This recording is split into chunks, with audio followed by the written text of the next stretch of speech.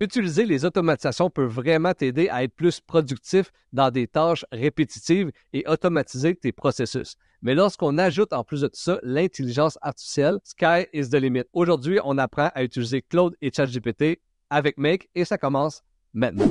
Pour intégrer l'intelligence artificielle à votre automatisation, vous le savez si vous avez écouté ma dernière vidéo sur comment créer une automatisation avec Make, on va devoir avoir besoin d'un trigger, donc un déclencheur pour le bien de notre scénario d'aujourd'hui.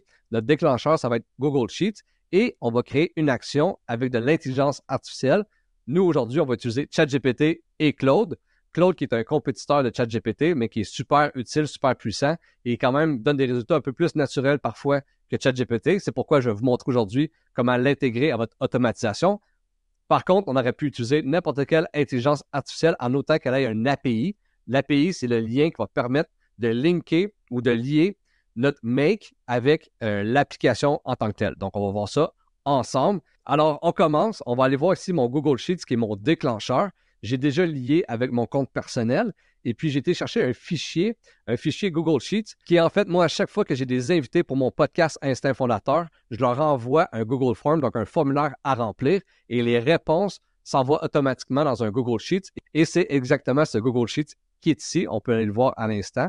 Donc ça, c'est toutes les réponses des gens qui ont passé à mon podcast dernièrement pour la 8e saison qui va sortir le 2 septembre. Alors, à chaque fois qu'il y a un nouvel invité qui remplit le formulaire, ça va ajouter une nouvelle ligne au formulaire qui va déclencher mon automatisation. Et c'est là qu'on va lier OpenAI, ChatGPT avec notre Google Sheets qui va faire en sorte qu'on va pouvoir transformer les datas et pouvoir prendre les informations de mon Google Sheets et les transformer grâce à ChatGPT automatiquement. Alors, on va cliquer sur OpenAI et là, on voit toutes les options qu'OpenAI nous offre. Ceux-là qui sont le plus souvent utilisés, on a ici l'analyse d'images avec Vision, qui se trouve être une branche d'OpenAI. On a aussi généré une image. Donc, avec DALL-E, on va pouvoir générer une image. On a édité une image. On a créé une traduction, créé une transcription. Donc, si on a un audio, on pourrait faire la transcription, et etc. On a plusieurs options. On pourrait upload file, donc on pourrait ouvrir un fichier, etc. Et lui qu'on va utiliser aujourd'hui et qu'on utilise le plus souvent, c'est évidemment lui du prompt. Donc, on va pouvoir utiliser un prompt pour demander une tâche à ChatGPT. Alors, on clique sur créer un prompt. Une fois qu'on a cliqué sur créer un prompt, on va devoir connecter notre ChatGPT, notre OpenAI avec Make. Donc, juste ici, on voit connexion et on va cliquer sur Add. On va cliquer juste ici en mauve sur OpenAI Account API Key qui va nous envoyer sur la plateforme d'OpenAI et là, on va se loguer in. On va utiliser soit votre courriel. Moi, ici, je vais utiliser Google. Je vais utiliser un compte que je n'ai pas déjà mis de l'argent dessus. Donc, on va utiliser, par exemple, pascalinstinctfondateur.com. C'est la première fois que je l'utilise. Et là, on va starter une vérification pour qu'on puisse utiliser l'API. On va mettre notre numéro de téléphone. Une fois qu'on va avoir écrit notre numéro de téléphone, il va nous envoyer un code sur notre numéro de téléphone. On le fait et c'est la page qui nous arrive. Donc, Create New Secret Key. Nous autres, on va mettre un test. On va créer une nouvelle page et là, on va copier le code qu'ils nous ont donné. Avec ce code-là, on va pouvoir utiliser OpenAI. Donc, on va aller ici sur notre Make, on va mettre l'API juste ici et on va saver. Alors maintenant, notre compte OpenAI est connecté avec notre compte Make et là, on va pouvoir créer des scénarios avec ChatGPT. Par contre, ce qu'il faut savoir, c'est que chaque fois que tu utilises ChatGPT, ça va utiliser des tokens. Des tokens, c'est un peu l'énergie que ça prend pour pouvoir utiliser OpenAI et ça coûte de l'argent. Pour utiliser l'API de ChatGPT, tu n'as pas besoin d'avoir un compte payant de ChatGPT avec le chatbot qu'on connaît habituellement. Par contre, à chaque fois que tu vas utiliser ton automatisation, ça va coûter un petit peu de sous pour utiliser les tokens. Ce qui va faire en sorte que il va vous demander évidemment de lier votre carte de crédit à OpenAI pour qu'à chaque fois que tu l'utilises, c'est pas super cher, ça peut être environ, tout dépendant combien de fois tu l'utilises dans un mois, entre 0$ et 10$ par mois, mais c'est quand même quelque chose à savoir. Maintenant qu'on sait ça, on va pouvoir créer notre prompt et on va utiliser le modèle de ChatGPT qu'on veut utiliser. Donc, est-ce qu'on veut utiliser 3.5 Turbo qui est beaucoup plus rapide, moins chérant, ou le nouveau qui est GPT-4o Mini, que lui, il est rapide et il est vraiment pas cher. Donc, on va utiliser lui pour que ça nous coûte le moins cher possible. Une fois que notre modèle est choisi, on va devoir créer un message. Là, on va devoir créer deux messages. Le premier, c'est ici, lorsqu'on clique sur message, on a l'onglet rôle et là, on va choisir le rôle qu'on veut. Le système, c'est vraiment là qu'on va mettre nos barèmes à ChatGPT de, par exemple, prends tel ton, n'utilise pas tel critère ou caractère, n'utilise pas, par exemple, des emojis, utilise un français international, choisis un français plus naturel, etc. Donc, c'est vraiment là que tu vas l'encadrer, tu vas pouvoir lui dire « agis comme telle personne » ou « agis de telle manière ». C'est vraiment là que tu vas structurer ça. Ensuite, quand on va cliquer pour ajouter un deuxième message, là, on va utiliser le user. Et là, le user, c'est vraiment plus utilise, exemple, telle information pour me donner telle information. Alors là, c'est vraiment pour la création de ce que tu veux idéalement.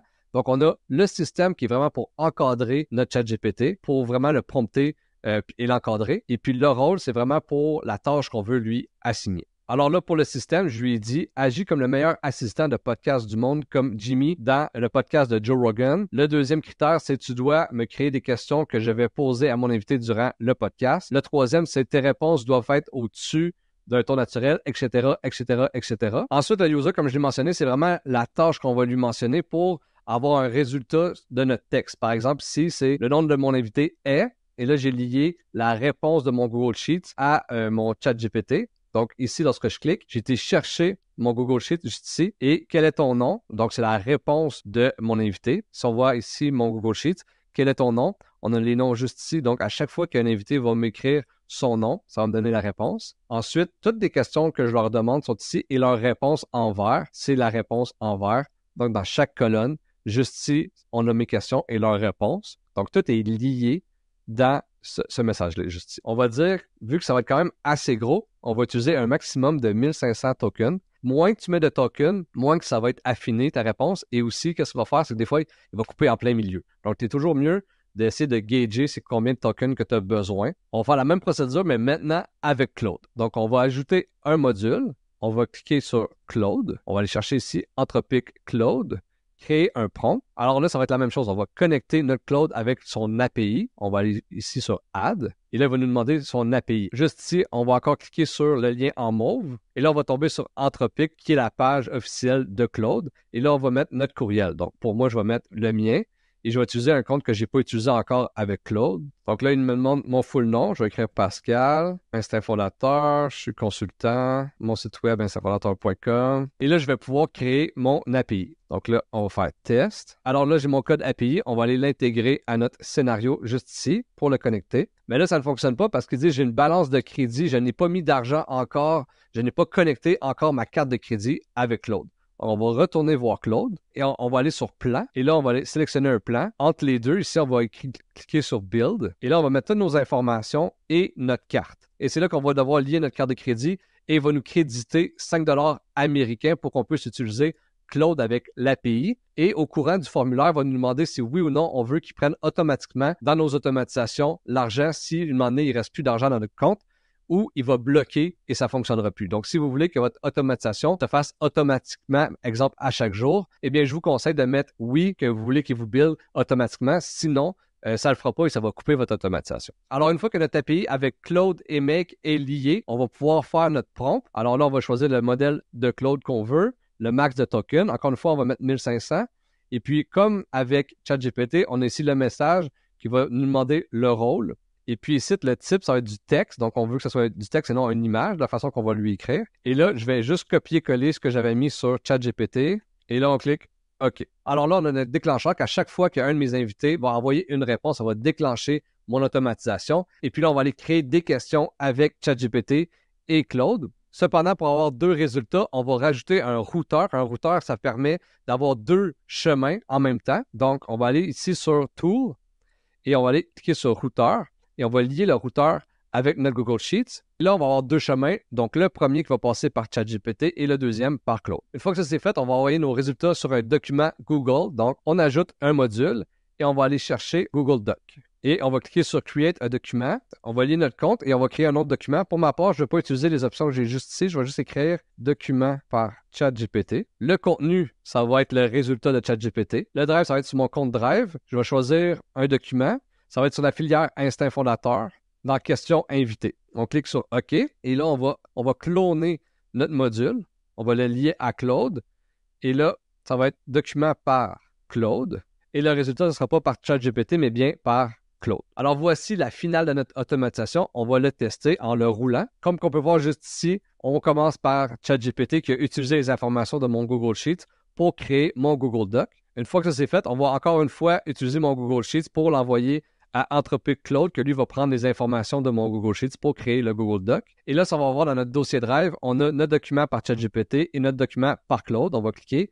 Et là, on va voir toutes les questions que je vais pouvoir poser à mes invités et évidemment avec Claude aussi. Donc, on a les deux résultats de notre intelligence artificielle. Alors là, on a vu comment utiliser l'intelligence artificielle dans nos processus d'automatisation. Et ce qu'on a fait aujourd'hui, c'est simplement le grain de sel de ce qu'on peut faire avec l'intelligence artificielle dans une automatisation. Dis-moi dans les commentaires qu'est-ce que tu aimerais que je te montre en termes d'automatisation, de marketing ou d'intelligence artificielle.